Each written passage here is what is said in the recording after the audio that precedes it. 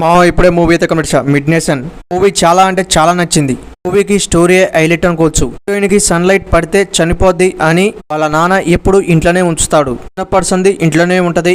Hero పక్కనే ఆడుకుంటూ ఉంటాడు వాళ్ళ ఇంటి పక్కన.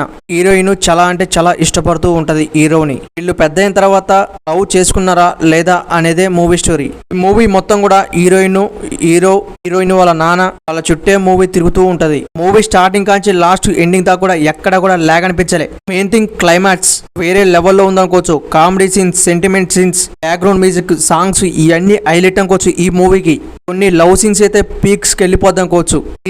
హీరో మధ్యలో జరిగే మాటలు చాలా అంటే చాలా ఎమోషన్ చేస్తాయి మనని. ఫ్యామిలీతో 100% గా వాచింగ్ చేయొచ్చు. బ్యాడ్ లాంగ్వేజ్ అయితే ఏం లేదు. ఈ కొన్ని లవ్ మూవీస్ చూసాం మనం. హీరోకి స్విమ్మింగ్ చేస్తుంటే ఆ టయాన దెబ్బ తగిలి కుట్లు పడితే అప్పటి నుంచి స్విమ్మింగ్ చేయట్లేదు. హీరోయిన్ కూడా ఎండకపోతే చనిపోద్దని ఆ గదిలంగా బయటికి రాదు. 2 పాయింట్లు కూడా హైలైట్ అనుకోవచ్చు ఈ మూవీకి.